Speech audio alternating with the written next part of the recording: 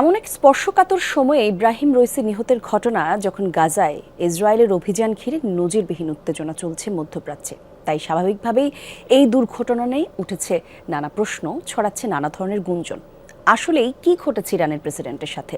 দুর্যোগপূর্ণ আবহাওয়ার মধ্যেও পররাষ্ট্রমন্ত্রী সহ রইসির আকাশযাত্রা, মার্কিন হেলিকপ্টার ব্যবহার সন্দেহ তৈরি করছে এসব ইস্যু। ওয়ালটন ফ্রিজ কিনে অনেকের মতো আপনিও হয়ে যেতে পারেন মিলেনিয়াল। সেরা পণ্যের সেরা অফার। নীল সাদা এই হেলিকপ্টারে চড়ে পূর্ব আজারবাইজান প্রদেশ থেকে তাবরিজের দিকে যাচ্ছিলেন ইরানের প্রেসিডেন্ট ইব্রাহিম রইসি।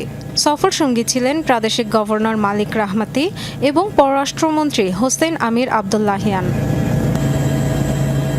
এই আকাশযাত্রার সময় বেশ দুর্যোগপ্রবণ ছিল পূর্ব আজারবাইজানের আবহাওয়া। তারপরও কেন ঝুঁকিপূর্ণ হেলিকপ্টার যাত্রা বেছে নেওয়া হলো? ইরানের রাষ্ট্রীয় গণমাধ্যম নিশ্চিত করেছে, যুক্তরাষ্ট্রের তৈরি বেল 212 হেলিকপ্টার ব্যবহার করছিলেন রইসি ও তার সঙ্গীরা। বহরে আরও দুটি হেলিকপ্টার থাকলেও তা গন্তব্যে পৌঁছেছে নিরাপদেই। দুর্ঘটনার শিকার হলো হাই প্রোফাইল ব্যক্তিত্বদের বহন করা উড়োযানটি।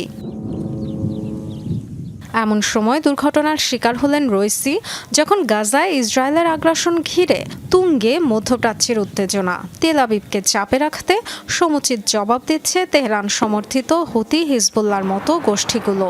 রইসির মৃত্যুর পর চুলচেরা বিশ্লেষণ শুরু হয়েছে এসব ইস্যুতে। হত্যা নাকি দুর্ঘটনা, উঠে আসছে সেসব প্রশ্ন। সন্দেহের তীর ইসরায়েল ও যুক্তরাষ্ট্রের দিকে। বিশ্লেষকরা বলছেন, বিধ্বস্ত উড়োযানের ব্ল্যাক বক্স বা ফ্লাইট ডেটা রেকর্ডার এফটিআর উদ্ধার করা গেলে উত্তর মিলতে পারে অনেক অজানা প্রশ্নের। Dorothy Tasrin, Jamuna news.